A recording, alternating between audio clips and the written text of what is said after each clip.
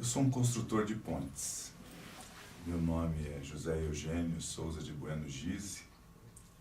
E até chegar a eu poder dizer que sou um construtor de pontes, teve muita coisa na minha vida. Eu sou um paranaense de Jacarezinho, que nasci em 20 de setembro de 1954, filho de pais já falecidos, mas aos quais eu devo muito e muito respeito e os amo muito. Os amei e amo muito. José Bueno Gise e Humbertina Souza Gise. Esses dois, com muito amor, criaram 5 filhos. E foi com muita determinação, vivendo momentos de bastante críticos, né, da própria economia brasileira, e mais uma vez nós estamos vivendo momentos de uma crise econômica, conseguiram sim criar e educar esses seus 5 filhos. Todos têm curso superior e, mais que isso, nos passaram os valores, os reais valores, os valores que contam para que você possa constituir uma família, para que você possa realmente ser um cidadão de fato. Eu fui o 4º desses filhos e fiz toda a minha educação primária até o 3º ano ginasial na minha cidade de Jacarezinho, da qual eu tenho muito orgulho de ser um jacarezinhense, onde também tive uma excelente escola. Até os 4 anos de primário, depois os 2 anos primeiros de ginásio, eu fiz no Colégio Cristo Rei. Era um colégio de padres palotinos, alemães, onde havia o externato e o internato. Eu era aluno do externato, era um aluno externo. E era uma disciplina muito rígida com aqueles alemães, sabe? Eram padres, fráteres, e os professores também selecionados, né, sempre trataram a disciplina com bastante rigor. Né? Mas o ensino realmente era muito bom. Era uma escola que só tinha meninos, né, só homens que estudavam naquela escola. Inclusive tivemos até um ex-governador que também foi aluno de lá, que foi o governador José Richa. E lá, então, eu tive meus primeiros passos. Lá eu aprendi a ler, lá eu aprendi a escrever, lá eu aprendi a fazer as primeiras contas, os primeiros números. Época em que eu nunca nem sonhava em ser um dia engenheiro civil e um construtor de pontes. E nesse período do Colégio Cristo Rei, o primeiro contato com as línguas estrangeiras, o primeiro contato com a ciência, né, com geografia, com história, sempre fui muito apaixonado por história, pela língua portuguesa também, já adentrando mais, com excelentes professores, inglês. E fiquei lá até a 2ª série de ginásio. Daí a época, já na 2ª série de ginásio, me incomodava um pouco ter primos e amigos meus que estudavam na escola pública, que na época a melhor escola que havia lá era o Colégio Estadual Rui Barbosa, e que tinha o meu primo da mesma idade que dizia as diferenças, né, quando conversávamos em reuniões de famílias, em brincadeiras de família, né, o quanto era melhor o Colégio Rui Barbosa, o Colégio Estadual, em relação ao Cristo Rei, no sentido da liberdade. O Colégio Rui Barbosa já era uma escola, ao invés de ser só de homens, né, só masculino, ele era uma escola mista, bem como você poderia sair da escola, entrar na escola sem maiores controles, coisa que não se tinha dentro do Colégio Cristo Rei. Quando você entrava na escola, era totalmente fechada a porta e você só saía de lá ao final do turno. E isso fez com que eu me debruçasse, ou ficasse um ano inteiro fazendo campanha junto aos meus pais, para que no próximo ano, na 3ª série de ginásio, eu fosse estudar também no colégio estadual. E meus pais, né, inconformados com aquilo, né, afinal todos os filhos que eram mais velhos do que eu tinha estudado sempre em escolas particulares, de fundo religioso, né, as meninas, minhas 3 irmãs, no colégio das freiras, mais ou menos o mesmo modelo. Meu irmão tinha feito todo o curso dentro do Colégio Cristo Rei, e porque eu, né, do caçula, né, ou dos caçulas, pretendia fazer isso, ir para a escola pública. E eu usei um argumento na época de razão econômica. Olha, vocês lá não vão pagar nada e a escola é tão boa quanto aqui. Por que eu tenho que obrigatoriamente ficar aqui? Eu sei que eu acho que eu consegui ser razoavelmente convincente, de tal forma que meus pais permitiram, então, que na terceira série de ginásio eu fosse matriculado no Colégio Estadual Rui Barbosa. Foi uma experiência também muito boa, a escola também com muitos bons professores, né? A possibilidade também dessa liberdade maior, no sentido de poder sair da escola, as provas não eram marcadas, as provas, né? Você tinha a prova no dia tal, era simplesmente o professor chegava no dia, pedia para que nós abríssemos uma folha de caderno, tirasse a folha e começasse hoje a nossa prova. Né? Foi uma experiência muito diferente para mim naquela época, que era todo um formalismo e tal, na escola particular, na escola dos padres alemães, mas que foi muito boa, eu ganhei muita experiência naquilo também. Né? Além de ser uma escola mais alegre, né? Uma escola que não tenha só meninas ou só meninos, né? Realmente isso aí também faz com que a escola seja mais alegre. Né? Hoje isso aí é uma coisa mais natural e tal, mas naquela época, década de 60, não era tanto assim. Bom, aconteceu que no ano seguinte, meu pai resolveu se mudar para Curitiba. Ele tinha se recém-aposentado das atividades dele, ele era bancário, e resolveu, já que nós tínhamos propriedades aqui em Curitiba, meu irmão já estava fazendo curso de engenharia aqui, ele falou, bom, estou aposentado agora, tem você, tem a tua irmã ainda também, vamos nos mudar para Curitiba. Viemos para cá, e aqui meu irmão já categórico, ele que tinha feito o terceiro ano colegial aqui no Colégio Bom Jesus, chegou e disse para os meus pais, não, tem que ir para o Colégio Santa Maria. Não sei o que ele tinha visto no Santa Maria como melhor que o Bom Jesus, já que ambas são excelentes escolas, né? E vieram com a mesma proposição. Então meus pais falaram, não, então vai estudar no Santa Maria. E eu falei, olha, não vou estudar mais em colégio de padres, né? Não quero escola particular assim tão fechada como eu imaginei que fosse. Eu falei, eu vou estudar no Colégio Estadual do Paraná. E aí meu pai virou para mim, assim, já um pouco, não diria bravo, né, mas bastante contrariado, falou, então você se vira e vai atrás, né. Eu tinha, na época, 14 anos de idade e realmente fui atrás do Colégio Estadual do Paraná, que tinha, para quem entrasse no primeiro ano de ginásio, era um exame de admissão, mas que para as outras séries de ginásio era por sorteio, né.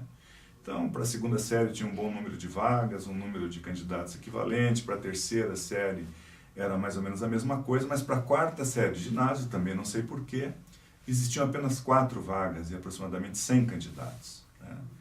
Meu pai tinha ido comigo no dia do sorteio, falou, vamos embora já, né? Já que já imaginou que aquilo já seria, vamos lá para Santa Maria já fazer a tua matrícula. Né? Eu falei, não, espere aí. Né? Daí saiu o primeiro sorteado, saiu o segundo sorteado, saiu o terceiro sorteado, nada no meu nome, né?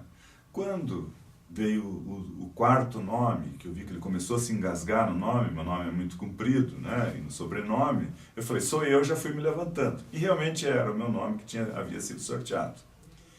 E foi uma experiência maravilhosa que eu tive no Colégio Estadual do Paraná. Né? A primeira surpresa que eu tive, que não foi positiva, é que não era misto. Né? Os meninos estudavam de manhã, as meninas estudavam à tarde. Né? Nós só nos cruzávamos aos sábados. Né? Durante os sábados, as primeiras aulas eram dos meninos, as outras aulas eram das meninas, e aí nós podíamos nos cruzar. Mas foi alguma coisa que no fim ficou superado, né? Até pela qualidade do Colégio Estadual do Paraná. Né? Ali tive acesso também a excelentes professores, e uma educação que contemplava não só a questão escolar, mas a área esportiva era muito bem trabalhada. Nós tínhamos professores de todos os tipos de esportes, tínhamos professores de futebol, especialista em futebol, em atletismo, em vôlei, em natação, em basquete. Tínhamos a escolinha de arte, que também era um outro ambiente muito legal, que te estimulava a criatividade, a mexer com outras coisas.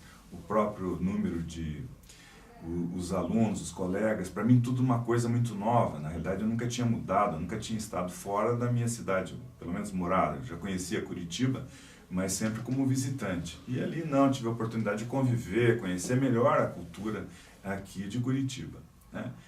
E um fato que talvez pudesse preocupar, já que eu vim de uma cidade do interior, era a base que eu tinha trazido das minhas escolas, ou seja, do Colégio Cristo Rei e do Colégio Estadual Rui Barbosa.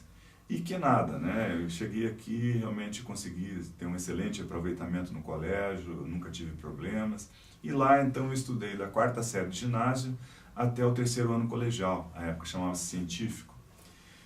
E foi uma experiência realmente, eu sempre gosto de repetir, sempre tenho muitas saudades, tenho amigos desde aquela época, então são amigos de quase 50 anos, né? E que foi muito legal. Lá também aprendi a conhecer melhor e aqui se tornar um torcedor do futebol paranaense. Porque quem morava em Jacarezinho naquela época, até hoje, o pessoal do norte do estado, ou mesmo do oeste, sudoeste, tem uma relação com os times de futebol, todos de fora. O pessoal do norte mais com os times de São Paulo, do oeste e sudoeste mais com os times do Rio Grande do Sul. E eu era um corintiano, né? Até assisti os jogos do meu time lá em Jacarezinho, o time da cidade, torcia por ele, que participava do Campeonato Paranaense, que era a Associação Esportiva Jacarezinho, mas ia aos jogos no campo de futebol levando um radinho de pilha, né, para ouvir o jogo do Corinthians. Então, não era eu só que fazia isso. Muita gente fazia isso também, ou a grande maioria. E quando saiu um gol do Corinthians, que era o time que eu torcia, todo mundo levantava, torcia, era uma festa no campo, né? Os jogadores que estavam ali fazendo o jogo, né, até não entendiam ou, né, achavam aquilo muito estranho para quem nunca tivesse visto aquilo. Bom, mas vindo para cá, né, o Corinthians já começou a ficar mais distante, né? E para que time torcer? Qual time eu vou torcer daqui, já que eu não ia ficar sem... Eu gostava muito de futebol, né? Gostava de ver e gostava de jogar, né? Como jogador, um fracasso, né? Mas como torcedor sempre fui muito presente. E já tinha uma determinação do time para qual eu não iria torcer. Porque como eu era corintiano, né, o Corinthians tem uma rivalidade muito grande com o Palmeiras, então eu não iria torcer para um time que era verde. Verde e branco, né, as mesmas cores do Palmeiras, que era rival do Corinthians. E só por isso, não foi por outro motivo, né, que eu fiquei entre a bela camisa que o Ferroviário tinha à época, com boca negra, tinha uma cor muito bonita, aquele vermelho, ou a mística do Atlético Paranaense, que já existia naquela época. Então eu acabei optando, né, por ser torcedor do Atlético Paranaense. Não era fácil naquela época. 69, 70, menos de 70 que o Atlético ganhou o Campeonato Paranaense, os outros anos 69, 71 e 72 foi tudo o Coxa que ganhou. E eu estudava no Colégio do Estadual do Paraná, onde na minha sala geralmente eu era o único torcedor do Atlético. A ponto de muitas décadas depois ter encontrado reunião de colegas do Colégio Estadual, reuniões realmente bastante alegres, bastante festivas, lembrando muito aquele tempo. Um deles me perguntou: afinal, por que você foi torcer para o Atlético? Né? E eu disse para ele, de uma forma bem inspirada, visão de futuro. Né? Quando aconteceu isso, o Atlético já estava numa situação bem melhor, bem mais favorável, em termos de ter títulos, de ter times de futebol. Bom, dessa época também, a volta para Jacarezinho, muitas vezes, passar as férias, afinal, muitas saudades, muitos amigos tinha deixado lá, próprios parentes, avós, primos, tios, tias, né? Então era muito... Jacarezinho sempre teve um baile bastante reconhecido, que era o baile do Texas, o carnaval também lá era bastante animado. Então sempre nessas épocas voltava para lá, relembrava as histórias que já tínhamos tido no passado, bem como as relações do presente, já que eu, quando ia para lá, vivenciava, né? Era namoro, eram os amigos, as amigas, né? Era bastante gostoso esse período. E além do que relatar as notícias da capital, né? Os fatos da capital, o que fazia por aqui, né? O que fazia, o que deixava de fazer, né? E daí nesse período, então, daí vem a época do vestibular, né? Então eu já tinha, na época, já uma definição bem razoável de ir para a área de ciências exatas, e acabei então prestando o concurso vestibular para a engenharia civil. Veja, esse último ano, que foi o ano preparatório para o vestibular, foi um ano que eu tive uma atividade muito grande, não como aluno, né, não como estudante, mas assim da turma com os amigos, né, de fazer muitas festas, de sair para acampamento, viagens, né, e sempre nesses acampamentos e viagens eu sempre levava as tais apostilas do cursinho Dom Bosco, o qual eu cursei também, amigos também, muitos amigos desde aquela época. Somente que quando levava essas apostilas, nunca tinha tempo para abri-las. Né? Tamanho eram as atividades, né, de um adolescente, né, nesse período, época com 17 anos, não havia mínimo tempo para isso. Então eu tinha quase que uma certeza de que não iria passar naquele vestibular. Né? Fui para... eu me lembro que num dia de dezembro, numa tarde de dezembro, eu fui assistir o filme O Poderoso Chefão, o primeiro filme daquela série, e era um filme de longa-metragem. Eu assisti todo o filme, ele deve ter terminado tipo 5 e pouco da tarde. Quando eu saio do cinema, que era o Cine Plaza, na Praça Osório, eu vejo toda uma turma de estudantes do Dom Bosco saindo de aula de revisão. E eu ali vendo o filme. E isso me fez ter certeza que eu não passaria naquele vestibular. Pois bem, eu acho que isso de uma certa forma me ajudou, porque eu fui assim, sem estar muito ansioso em relação a resultados, sem estar assim um pouco abalado emocionalmente por isso, já que estava dando aquilo como um fato só de experiência. E acabou que eu acabei passando, e passando numa classificação muito boa, entre os... acho que foi 33º lugar, é isso, 33º lugar. Né? Então, para mim foi uma surpresa também muito grande. Então, começamos uma nova época. Confesso que foi decepcionante o primeiro ano da Escola de Engenharia, né, da Universidade Federal do Paraná. Estava acostumado sempre, por mais que houvesse bastante liberdades no Colégio Estadual do Paraná, mas você entrava no ano, tinha a matrícula certa para a tua série, né, era tudo bem certinho em relação a isso, provas, não havia greve de professores, né, e cheguei, e no cursinho a mesma coisa, né, e lá na Universidade Federal do Paraná, foi o segundo ano da reforma universitária. Né, havia tido o que alguns chamam de golpe de 64, outros de revolução de 64, né, tá mais para golpe, e foi identificado pelo regime militar na época que um dos grandes focos de contestação ao regime vinha do setor universitário, né, vinha dos estudantes universitários. Né. E com isso eles fizeram uma separação total, um processo de dividir os alunos. Né.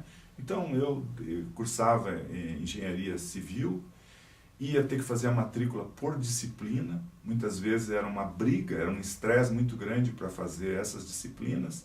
Você fazia nem sempre no horário que você queria, nem no local onde você queria. Então teve cursos que eu tive que fazer para a graduação da engenharia, que eu fiz lá no campus da agronomia, no campus da economia, né, em outros lugares que agora até aqui acaba me faltando a memória, e de tal forma que dividiam as turmas. Né? Então, você estava tendo aula com um colega numa hora que você conhecia, no outro você estava numa turma que você não conhecia ninguém. Né?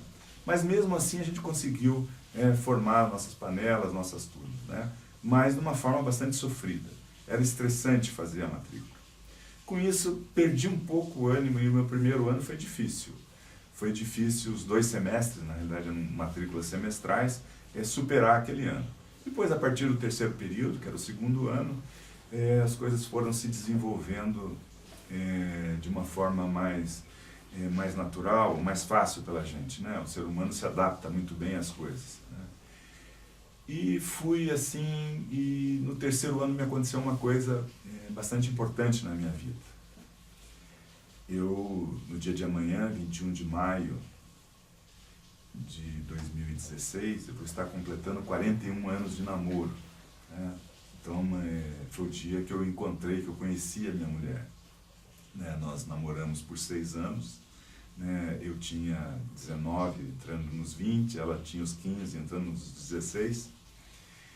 E estamos hoje até aqui hoje juntos. Né? A Janete foi uma pessoa espetacular para mim, né? Estudava no Colégio Martinos, peguei muitas saídas lá no Colégio Martinos, como depois peguei muita saída na cultura inglesa, onde ela fazia o curso de inglês, né? Depois acompanhava para cursinho, né? E ela também depois fez vestibular, fez o curso de biologia na PUC, na época não era PUC ainda, era Universidade Católica.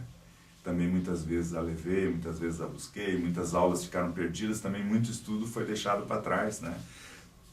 Pela paixão muito grande que eu tinha por ela e sabia que ela também tinha por mim, né? E fomos nesse namoro, nesse período, uma briguinha aqui, uma briguinha ali, mas nunca nos deixávamos, né? Até que ela se formou em 1980, eu já havia formado, me formei, voltando ao meu curso de engenharia. Acabou que com tudo isso, com todo esse sistema, com toda a reforma universitária, na realidade 6 ou 7 disciplinas que eu havia feito foram mudadas durante o decorrer do curso, de tal forma que foi tempo perdido ter feito aquelas disciplinas. Acabou que eu acabei me formando em 4 anos e meio. Né? O curso tinha 5 anos, mas mesmo assim eu consegui adiantar. E também que no último período, né, que foi o 9º período, eu só fiz 3 disciplinas. Com isso eu só me dedicava então ao trabalho, estagiava numa empresa de projetos estruturais, de um professor meu, que foi meu professor de resistência dos materiais, meu professor de pontes, que é o Odenir Miller, e fui então começar um estágio de engenharia lá na empresa dele, Tramo, onde ele tinha outros sócios também.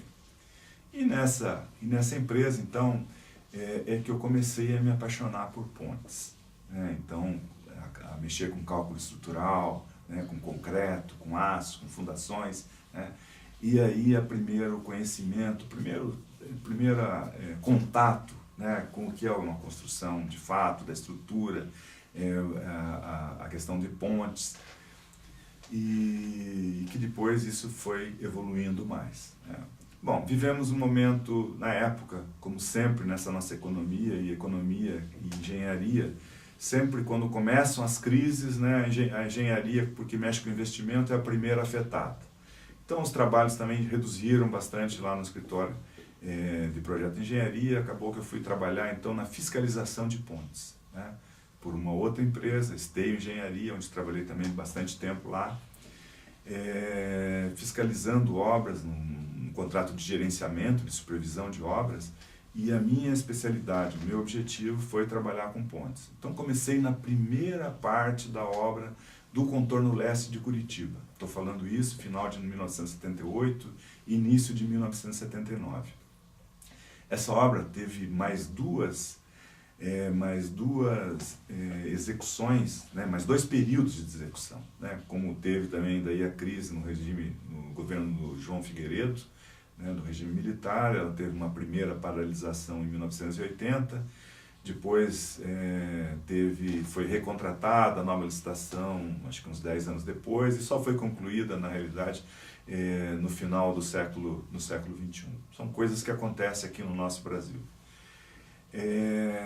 Com isso, terminou esse contrato, acabou que então eu fui deslocado para fiscalizar obras de pontes também, mas daí para o DR do Paraná. Essa obra era uma obra do antigo DNR, que hoje é DENIT.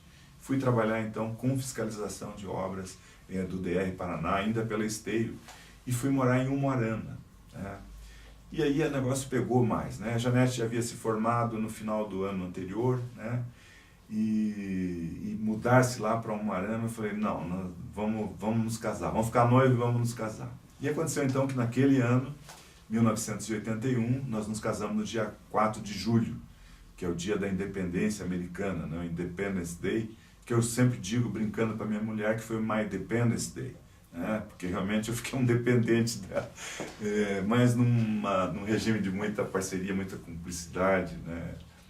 E com isso, A Janete, que nunca havia saído de Curitiba morar, né, foi então morar em Umuarama.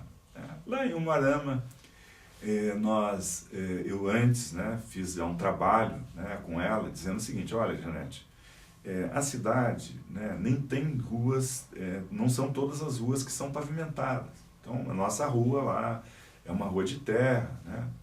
A casa, embora seja uma casa assim, ela é uma casa mista, parte é tijolo, parte é madeira, né? Então você vai sentir um pouquinho de dificuldade, mas nós dois damos conta, né? Ela falou, não, lógico que damos, né? Ela também é louquinha para casar, né? E assim que foi que ela chegou em Umuarama e viu que a rua dela era pavimentada, a casa era bem melhor do que eu havia dito, e com isso fez com que ela acabasse, né, gostando até mais da cidade. Eu sei que lá ficamos menos de um ano, né? Menos de um ano, eu fui transferido na minha atividade, né, para Venceslau Braz, uma cidade do Norte Pioneiro, não muito distante da minha cidade natal, aonde ficamos mais quase 2 anos também trabalhando em fiscalização de obras de pontes do DR do Paraná. Né?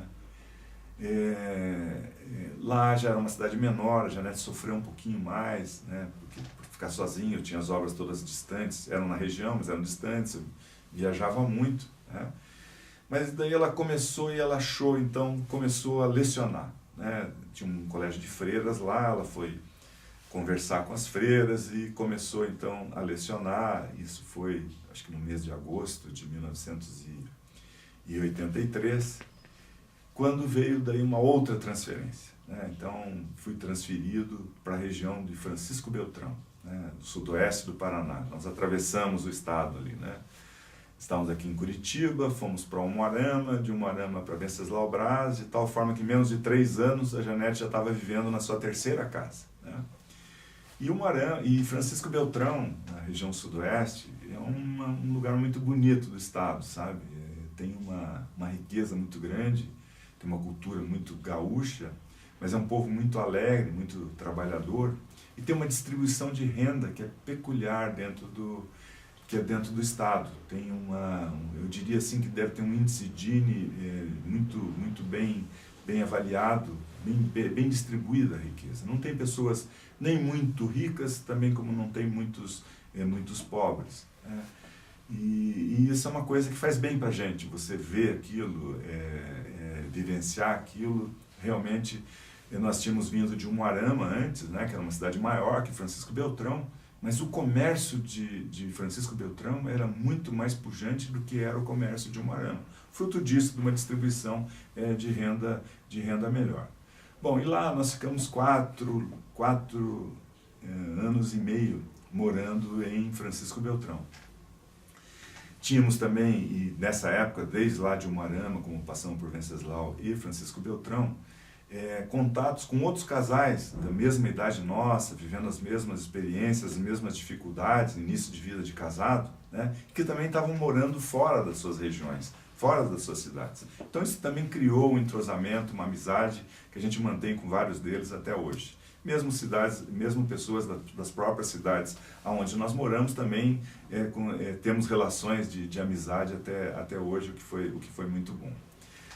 E Francisco Beltrão, então, nós fomos para lá logo depois de uma grande enchente que aconteceu em 1983. Aconteceu em duas etapas. Ela aconteceu primeiro em maio, depois no mês de julho. E o governador, à época, José Richa, pai do atual governador Beto Richa, ele fez um grande programa de pontes no estado inteiro para reconstruir, para substituir as pontes que existiam, que foram levadas pela chuva, muitas delas de madeira, por pontes daí mais perenes, pontes de concreto armado. Então foi feito um grande programa dentro do estado e eu fui o escalado então para ir para Francisco Beltrão para atender toda a região sudoeste. À época, tanto o secretário dos transportes, que era o Dr. Denis Schwartz, quanto o diretor-geral do DR, Dr. Olívio Zanella, eram lá do sudoeste. Então, tinha sempre a presença deles, a fiscalização constante deles ali na região, e também porque o estrago naquela região também foi muito maior, assim como na região ali de União da Vitória.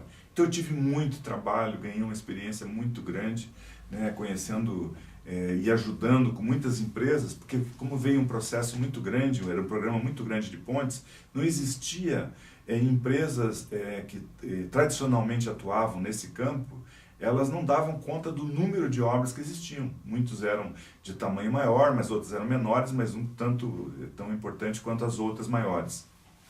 E com isso, novas empresas vieram trabalhar com pontes. Empresas que estavam acostumadas a trabalhar com construção de edifícios, com construção de escolas, com construção de hospitais e de creches, né? E que vieram trabalhar com pontes. Então aí a minha experiência, que eu já havia adquirido desde o tempo ainda de estudante, quando eu era estagiário, como depois como engenheiro projetista e depois nas experiências anteriores, eu tive que muitas vezes ser o engenheiro dessas obras, né? De colaborar, qual era o tipo de escoramento que tinha que fazer, como é que se resolvia as questões de fundação. Isso também eu fui ganhando muito com isso também, né?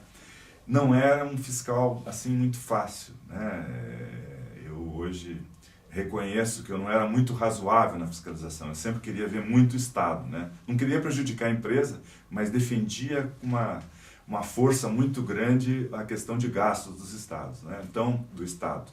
Então, havia reduções de contrato, né? E as empresas não gostam muito disso, quando tem redução de contrato, né? E que de uma certa forma, tem razão nessa reclamação. Mas eu não queria nem saber. Reduziu, ponto final. Então, eu fiz muitas economias para o Estado em termos de recursos, mesmo não trabalhando diretamente para o Estado. Bom, lá em Francisco Beltrão também aconteceram duas coisas espetaculares para a minha vida. Lá foram concebidos os meus 2 filhos. Eu sou pai do João Lucas, que nasceu no dia 27 de outubro de 1986, e a Maria Luísa, que nasceu no dia 5 de janeiro de 1989.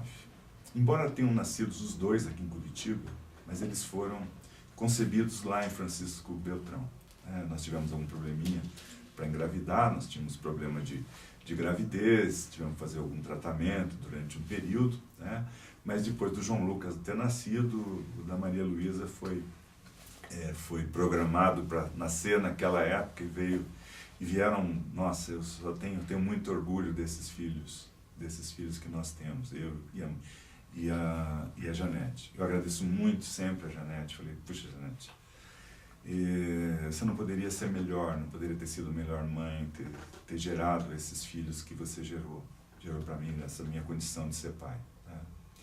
Então, foi um período que realmente marcou muito por isso, né?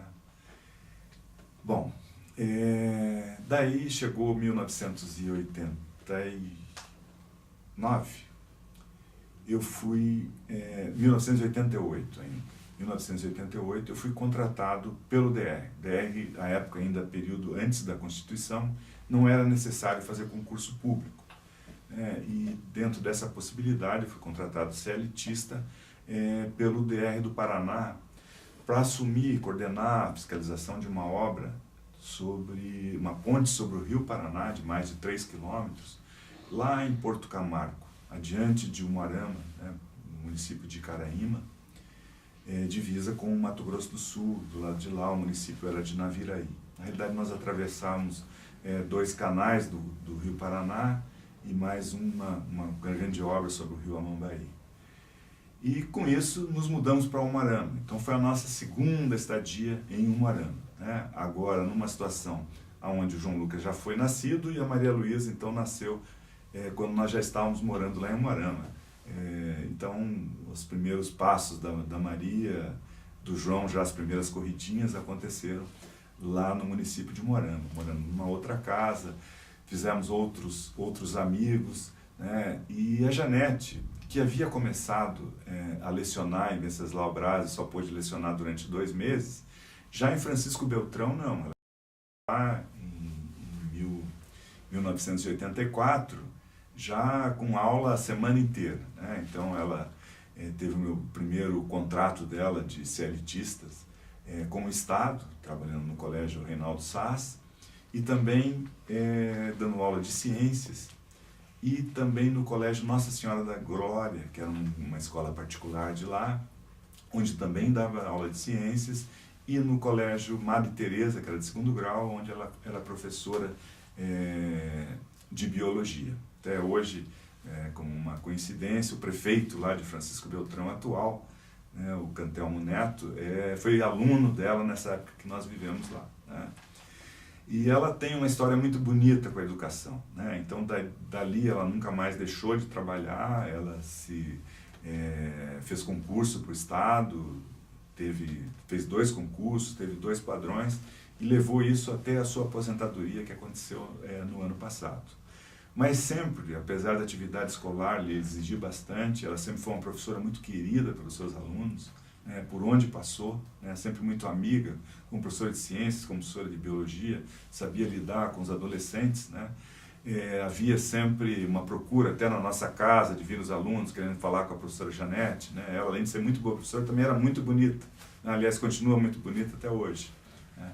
E ela conseguiu conciliar isso com a vida de mãe, né? De ser mãe dos nossos filhos, né? Eu sempre digo que eu sempre fui um pouquinho mais ausente, sempre estava viajando muito e fora, e a Janete não, né? Ela sempre foi mais presente, embora também trabalhando, lecionando, sempre teve uma presença muito forte, muito firme, muito mãe desses meus filhos, e conseguiu dar os valores à educação, a educação que eles têm e que nos orgulham muito, né? Então, Janete, você, né, continua sendo e vai ser para mim uma heroína, né, além da mulher, além da minha mulher.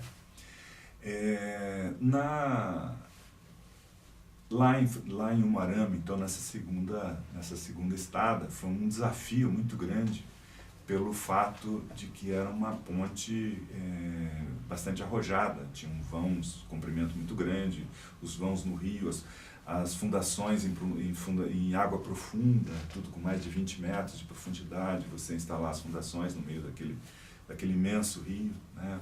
Muitas vezes se ventava muito lá e você tinha ondas de até 1 metro dentro do rio e tinha que se trabalhar, e se trabalhou, então foi uma experiência muito, muito interessante, profissional para mim. Bom, como a gente tem, infelizmente, vivenciado isso no país, também aquela foi uma obra que ficou paralisada depois. Terminadas as fundações, levantados os pilares, começando a se fazer as vigas, a obra também foi paralisada por falta de recursos, afinal, mais uma crise econômica que atingia o Brasil à época e o Paraná em particular. Era uma obra do DR, tinha algum recurso que vinha do federal, que deixou de vir, né? O Estado também com dificuldade de colocar a sua parte, optou-se por paralisar aquele serviço. Então, continuei mais na época fiscalizando outras obras do Estado, mas eram obras de menos porte, mas pelo menos eu tinha que viajar também muito mais, né? E chegou uma época, isso em 91, início de 91, quando assumiu a nova gestão do DR, e o diretor-geral que assumiu à época, Rogério Tissot, assumiu como diretor-geral, me chamou para ser o seu chefe de gabinete, né? Nisso eu fiquei meio assim, no final, né, o meu negócio era obra, né? E o chefe de gabinete é uma função mais burocrática, uma função mais de relacionamento, de filtro para o diretor, mas fui convencido a voltar para Curitiba e assumir essa função no DR, né? E aí era o contrário, né? Era a Janete que não queria mais voltar para Curitiba, né? Ela que era curitibana, que nunca havia saído daqui, já tinha percebido que no interior ela tinha uma vida mais tranquila, ela se sentia mais confortável, mais fácil a vida, né? Os trajetos de transportes eram muito mais rápidos, ela em 5 minutos estava em casa, né? Para criar os filhos também ela julgava que seria mais tranquilo, mas ela sempre foi muito companheira, muito parceira. Aliás, sempre nos momentos de decisão da minha vida, sempre a consultei, né? E ela sempre me fazia entender que, né, afinal, você é um homem ou é um rato, né? É um desafio grande, você tem que ir, vai, eu estou junto com você, né? E não foi diferente dessa vez. Então voltamos para Curitiba, foram 3 anos na chefia de gabinete do diretor-geral. Ela também já fez as transferências de escola dela aqui em Curitiba, em princípio lecionava em 2 escolas, depois ela conseguiu trabalhar numa escola só, que não era distante também da nossa casa, de tal forma que a gente conseguiu conformar, trazer um pouco principalmente para ela, né, dos confortos que ela tinha no interior, passar aqui para Curitiba, tá? Daí as crianças já foram crescendo, né? O João Lucas já lá em Umuarama já tinha ido para a pré-escola, que veio para a pré-escola também. A Maria Luísa também já foi para a maternal, né? Era sítio do Tio Kim, também era bem próximo de casa. Uma escola também muito boa, abria a cabeça das crianças, fazia com que eles tivessem criatividade, fosse muito fácil a questão de leitura, a questão de começar a contar seus primeiros números, né? Bom, fiquei esses 3 anos então na chefia de gabinete do diretor-geral, e daí assumi por convite quem assumiu na época, o governador Mário Pereira. Ele me convidou, então eu me tornei o diretor administrativo financeiro do DR. Então, na gestão dele, que foi um pouco mais do que 9 meses, estive à frente dessa diretoria, que também me deu, né, também foi um novo desafio, uma nova experiência, mas acredito que consegui me sair bem nessa função. E daí terminou aquele governo e veio o segundo governo, o outro governo, que era do governador Jaime Lerner, que começou a trabalhar estudar o pedagiamento no Paraná, estudar as concessões. E deu-se que um amigo meu, colega meu de escola, né, o André Fialho, foi incumbido de fazer esse trabalho, esses estudos iniciais para instalar as concessões no Paraná, na Secretaria dos Transportes. E o André, então, daí me convidou para fazer parte desse grupo, desse primeiro grupo. Esse grupo demorou alguns anos, eu estou falando isso de início de 95, as concessões foram acontecer só, as licitações no final de 97. Bom, então colaborei no que foi possível para o André e para o grupo naquela época, né? Mas ainda tinha muito trabalho a ser feito. E à época, o DR, o meu salário era de engenheiro do DR, eu senti que o salário estava pegando, né? Nós somávamos salários, eu e a Janete sempre somamos os salários, sempre foi uma conta única, né? Mas mesmo assim, somando, estava difícil, né? Ter os 2 filhos para manter numa boa escola, enfim, não dava mais para ficar com aquela situação salarial. Daí eu fiz algumas contas, tinha algumas propostas, né? Eu fiz algumas contas, qual é a vantagem de eu continuar aqui no DR do Paraná, né? Era, como funcionário público, daí já havia sido transformado em estatutário, era ter aposentadoria com o seu salário integral, né? Essa era a grande vantagem. Eu sempre gostei de equacionar as coisas, colocar as situações em números, né? E fiz uma conta de quanto que eu precisaria economizar para ter aquele salário integral ao final da minha vida de aposentadoria. Fiz essas contas e cheguei, então eu teria que, lógico, ganhar mais fora para poder guardar esse recurso, bem como sustentar o nosso padrão de vida, que é padrão de vida normal, de classe média. E com isso eu tomei a decisão de pedir a demissão do DR. Primeiramente eu fiquei em licença não remunerada, né? Mas depois eu vi que meu destino mesmo era vir para agora, já tinha dado a minha contribuição para o setor público, seria vir para a iniciativa privada. E assim foi, e fui então trabalhar numa empresa que eu havia ajudado na idealização dela, no início de um sonho, de uma empresa de construção de pontes, né? E fui então aí construir pontes, deixei de fazer projetos de pontes, deixei de fiscalizar pontes e comecei a construir pontes. E foi também uma experiência bastante interessante. Logo de início, surgiu uma obra emergencial em Santa Catarina e fiquei praticamente 6 meses, só voltando aos finais de semana para cá, né? Em função de que havia um prazo a ser cumprido, era uma obra muito importante, um acesso bastante importante para uma região de Santa Catarina, e fiquei lá e consegui levar a obra até o fim a seu contento, entregar no prazo que era previsto, né? Nessa construção dessa ponte aconteceu uma coisa interessante, inusitada comigo, que logo no início o Exército havia posto ao lado uma ponte provisória e que essa ponte tinha uma limitação de carga. E essa limitação de carga, muitos que querem passar por cima, muitas vezes acham que aquilo é só uma brincadeira, que tem aquela placa que diz, não pode passar um veículo com mais de 15 toneladas aqui. E um determinado caminhão, que tinha mais do que isso, ultrapassou e caiu todo lá embaixo dentro do rio e derrubou a ponte, né? Com isso, era uma carga que eu acho que tinha alguma coisa doce, né? E eu fui, logo depois que eu soube que tinha caído, nós já estávamos nos instalando ali para fazer a nova ponte, né? E eu soube disso, já me avisaram, era um domingo, segunda-feira cedo, eu estava lá para ver o que tinha acontecido e dar as providências necessárias, né? E veio, e descendo para ver ali o que tinha ocorrido, e veio uma belinha e me mordeu, bem aqui, né? Pois foi suficiente para eu entrar num processo de alérgico, né? De tal forma que se o meu mestre de obras que estava ali, né, que estava me levando, eu só dei a chave para ele, falei, olha, me leve para um hospital. E estava uma outra pessoa do DR de Santa Catarina na época, falou, olha, leve para o Hospital Modelo de São José, que era quase em Florianópolis, né? E nós estávamos em Imperatriz Amaro, Santa, não me lembro agora o nome, mas é próximo de Florianópolis também. E esse encarregado, o Garibaldi, né, ele estava então me levando até São José, no Hospital Modelo lá de São José, quando ele me fez a pergunta se não era melhor a gente entrar ali em Santo Amaro da Imperatriz, me lembrei do nome agora, né? Eu falei, aliás, eu não respondi nada. Eu ouvi o que ele perguntou, mas não consegui responder. Quando ele sentiu isso, ele não teve dúvidas e entrou dentro da cidade. Era um feriado lá, mas tinha lá o hospital aberto e ele já contou o que havia acontecido, eu já tinha me apagado, né? Eu sei que daqui a pouco eu fui me recuperando, já estava dentro de uma maca, já tinha me dado adrenalina, o que mais lá junto, de tal forma que eu me recuperei.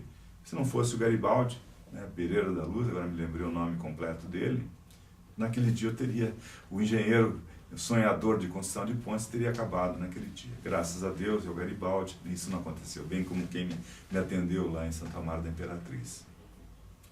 Bom, daí comecei nessa questão de construção de pontes, me tornei sócio dessa empresa, né, e novamente sócio dessa empresa, e com isso eu fui tomando contato com o Sinduscom, né, o Sindicato da Indústria da Construção Civil do Paraná. Por meio do quê? O Sinduscom dava suas palestras, tinha seus cursos, né, e eu comecei a frequentar mais o Sinduscom, né, e comecei a pegar, sentir que ali realmente tinha valor, era uma coisa que valia a pena. Eu gostava de ir e realmente sentia que tinha um valor agregado naquilo que eu também recebi, né? Experiência, cursos de gestão, cursos, palestras relacionadas à questão de obras, né? A questões de tecnologia, a questões de relações do trabalho, né? E aquilo me marcou, né? E fui continuando na minha atividade dentro da empresa, indo ao Sinduscom. Acabou que lá também eu me envolvi um pouco mais com um projeto feito do Sinduscom com o Senai, coordenando um projeto para implantação de ISO 9001 nas empresas, ISO 9000, nas empresas de construção. E com isso levei a minha empresa para lá para participar disso também e acabei sendo um coordenador desse fato, desse projeto, desculpa. Bom, com isso eu tive a oportunidade de vivenciar um pouco mais o Sinduscom por dentro, né?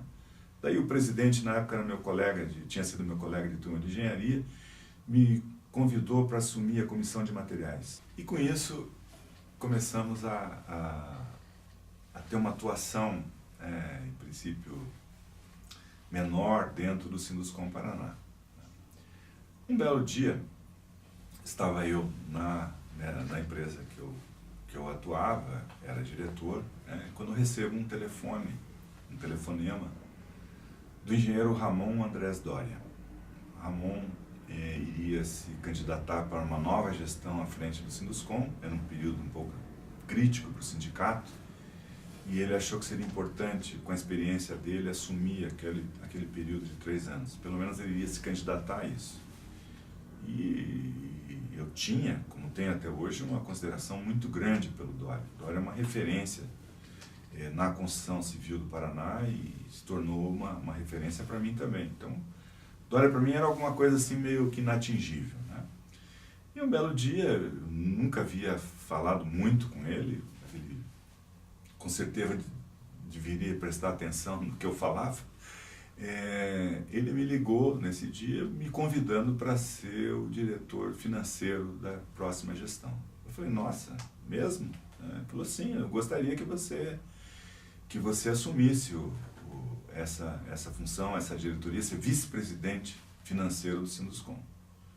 Bom, eu fiquei muito surpreso, ao mesmo tempo que me senti bastante bem com aquilo, né, ter sido convidado afinal pelo Dória, aquela referência, né, que é realmente uma referência, para ter uma função tão importante assim quanto vice-presidente do Sinduscon Paraná, financeiro.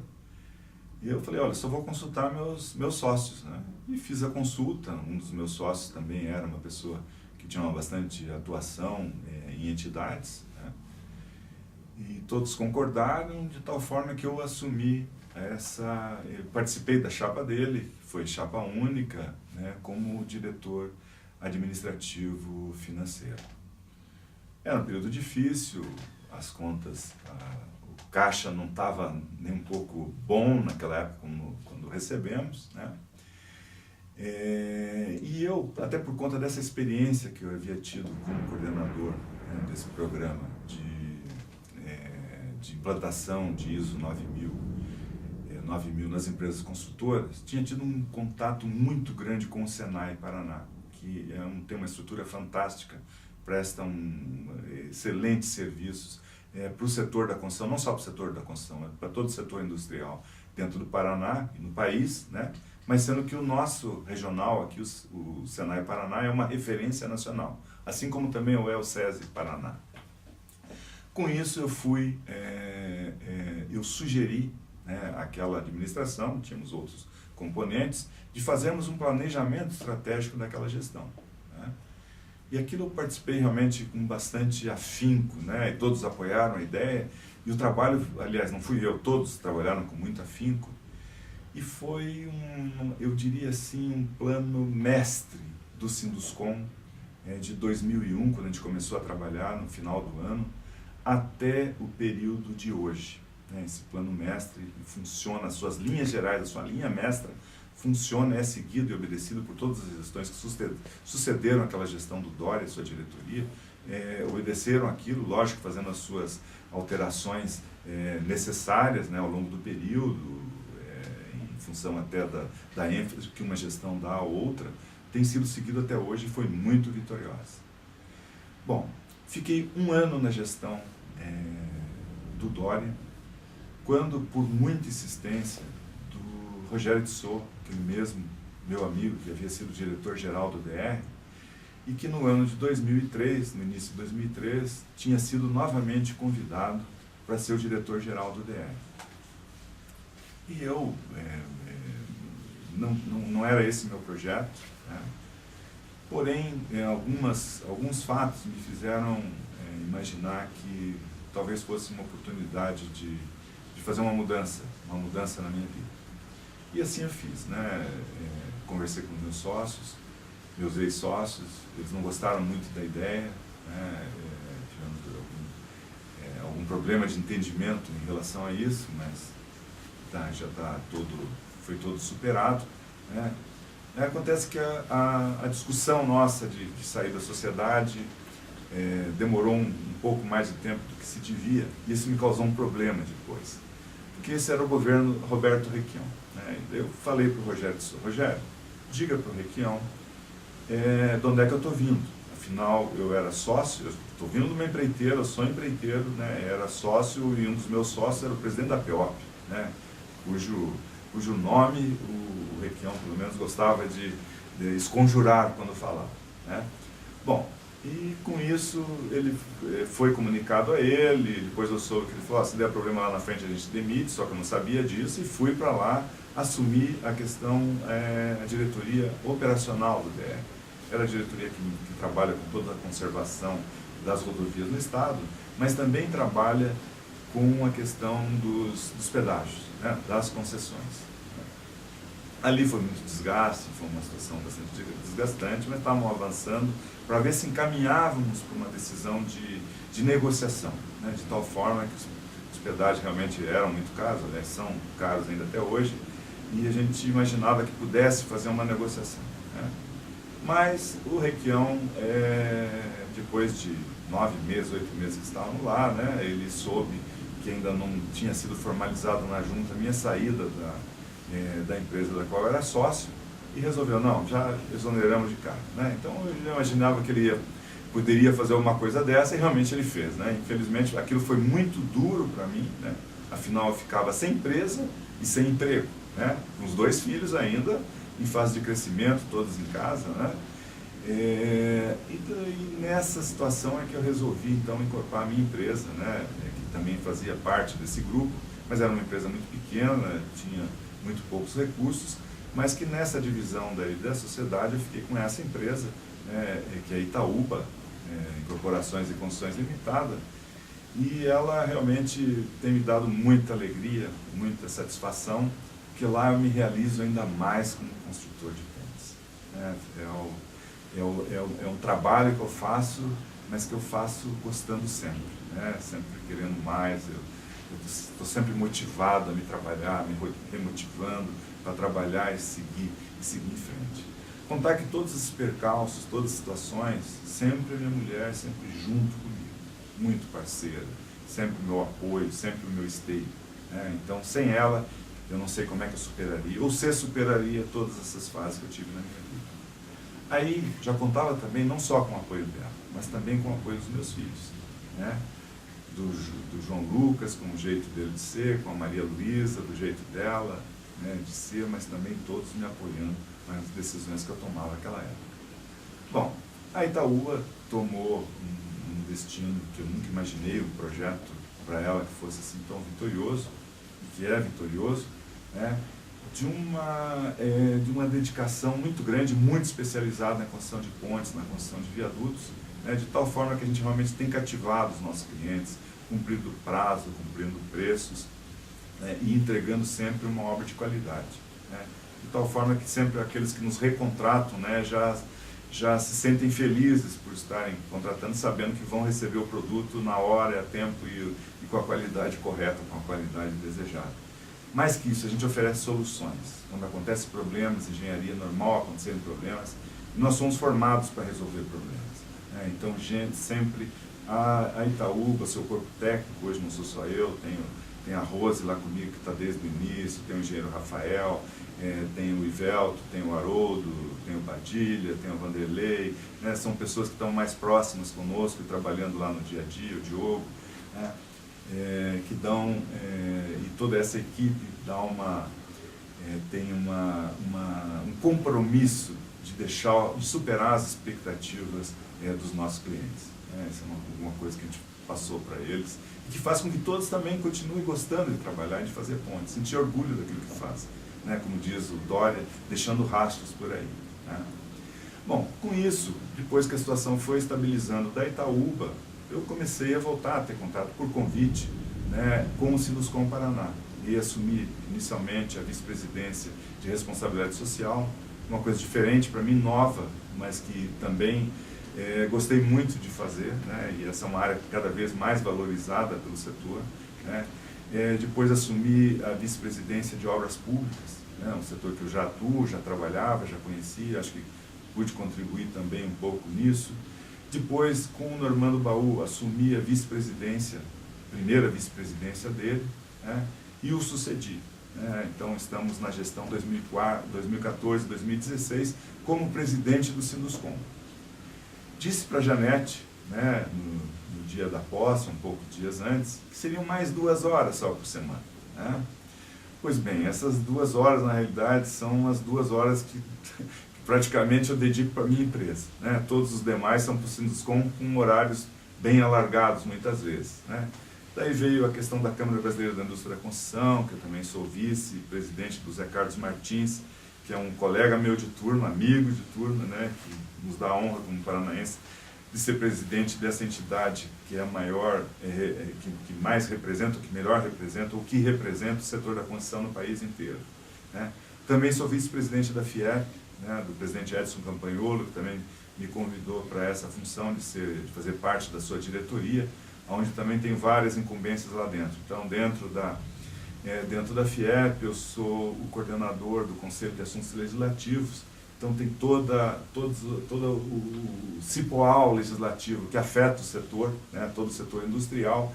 Né. Eu estou agora à frente, por incumbência do presidente Campagnolo, de fazer todo esse relacionamento com o legislativo, né, seja aqui do município, seja do estado e do federal. Pela CEBIC também assumo a questão faço parte do Conselho de Infraestrutura da Câmara Brasileira da Indústria da Construção dentro da CNI, e pela FIEP faço parte do Conselho de Assuntos Legislativos da CNI também. Isso me faz com que, pelo menos 3 vezes por mês, eu esteja lá em Brasília. Então, realmente, o tempo ficou mais curto, inclusive para a Janete, né? Embora a gente esteja sempre se comunicando. Acho que a gente até melhorou a qualidade do relacionamento, né? Tivemos também, nesse período, algo que também nos aproximou mais, né? Não sei o que nós fizemos, mas em 2012, nossos 2 filhos resolveram se casar. Um se casou no dia 1º de setembro, foi a Maria Luísa, casou-se com o André, meu genro, né? 1º de setembro de 2012, e no dia 1º de dezembro de 2012 casou-se o meu filho João Lucas com a minha nora Shelly, né? E com isso, né, ficamos só eu e a Janete dentro de casa, né? Mas aproximou mais ainda o casal. Às vezes podia se preocupar, né? O casamento vai envelhecendo, nós vamos envelhecendo, isso pode de alguma forma ficar a coisa mais amortecida, mas foi justamente ao contrário, né? Eu acho que isso é muito bonito, eu gosto muito, isso dá mais vontade de viver ainda, Janete, né? Eu não quero nunca ser teu viúvo, tá? Eu quero que você seja minha viúva, tá? Que eu não quero perder você assim dentro da minha vida enquanto eu estiver vivo, né? Bom, os filhos casaram-se, né? Meu filho já morava em Santos, depois foi para o Rio de Janeiro, ele é um engenheiro químico da Petrobras, né? Tem 29 anos ainda, mas já é muito bem sucedido, já tem 2 projetos de plataforma que ele trabalhou desde o projeto até a construção dessas plataformas, ou até a operação dessas plataformas, né? Vai muito para a Ásia, né? E ele construiu uma coisa muito mais fantástica para mim, né? Que foram 2 obras também. Ele já fez 2 plataformas e fez 2 obras importantíssimas na minha vida que eu nunca imaginei que seria tão bom, que são os meus netos. Meus netos que eu tenho até agora, né? Eu espero ter mais, espero ter na minha filha também, né? Que um é o João Miguel e o outro é o Luiz Felipe, né? São 2 figuras. O Luiz Felipe ainda está com seus 8 meses de agora, né? Mas tem um largo sorriso para o avô dele, já reconhece o avô, sabe que é o avô. E o João Miguel, né, é meu parceiro, né? Só para terem uma ideia, eles foram todos para Singapura agora no início do ano, onde ficaram lá quase 4 meses, e o avô e a avó, lógico, foram lá, né, vê-los, principalmente ver os netos, né? Falo assim brincando, porque lógico a gente quer ver a todos. E quando eu estava lá brincando com o meu netinho João Miguel, né, e o Luiz Felipe no colo da mãe da Shelly, eu pedi para a Shelly para pegar o Luiz Felipe. Mas o João Miguel foi direto comigo: vovô, você não pode. Só gente grande pode pegar o Luiz Felipe. Nossa, mas que alegria aquilo, né? É sentir que o neto te enxerga como uma criança também, né? Tivemos também uma outra situação que também o meu genro foi transferido para o Rio de Janeiro, né? E a minha filha também, que já estava com o seu consultório montado aqui, também é uma psicóloga, uma psicanalista agora, de mãos cheias. Ela parece que nasceu para aquela profissão, né? Eu tenho muito orgulho de você, Maria, assim como tenho muito orgulho de você, João, como tenho orgulho também do meu genro e da minha nora, né? Que são pessoas trabalhadoras. A Shelly agora mais mãe, é engenheira civil, o André também é engenheiro químico, mas são pessoas de muito valor que casaram-se muito bem dentro da nossa família, né? Eu espero estar aqui com esse depoimento. Acho que eu contei bastante da história da minha vida. Espero ainda construir muitos mais pontes. Eu acho que esse fato de construir pontes e a gente evoluir um pouquinho mais, de não ficar só na questão de construir a obra física ponte, né? Mas de construir pontes em termos de amizade, construir pontes em termos de dar melhores condições para mais pessoas, né? Nós vivemos num país que tem uma desigualdade ainda muito grande, né, e que nós entendemos que é só construindo pontes e fazendo a economia do país crescer que nós vamos conseguir minorar isso, né. Pode ser que demore 5 anos, pode ser que demore 10 anos, mas isso tem que ser a linha mestra nossa, né. Nós, cada vez mais empresários, estamos tendo essa consciência da necessidade de você não ser só um empreendedor, né, só ter aquele negócio. É a questão da geração de empregos, é a questão de ser ético nas suas atividades, é a questão de você ter um compromisso maior no meio onde que você vive. Dentro do Sinduscom, a gente tem feito muitos trabalhos em relação a isso, em relação à questão da construção sustentável, a questão do meio ambiente, a questão da responsabilidade social. Nós não podemos ficar alheios e omissos a isso e cada vez mais erguendo os muros das nossas casas, nos tornando prisioneiros de uma situação como nossa. Então nós devemos sim trabalhar em todas as nossas atividades, seja pessoalmente, pessoas físicas, família, mas também as nossas empresas trabalharem nisso. E eu me orgulho muito de ser presidente do Sinduscom e de participar dessas entidades associativas, como a Federação das Indústrias, como a Câmara Brasileira da Indústria da Construção, como a CNI, porque realmente o associativismo faz com que a gente enxergue muito mais coisas que a gente, de forma sozinha, de forma isolada, não consegue enxergar. Conseguimos sim enxergar saídas para muitas coisas, inclusive para o nosso país. Muito obrigado.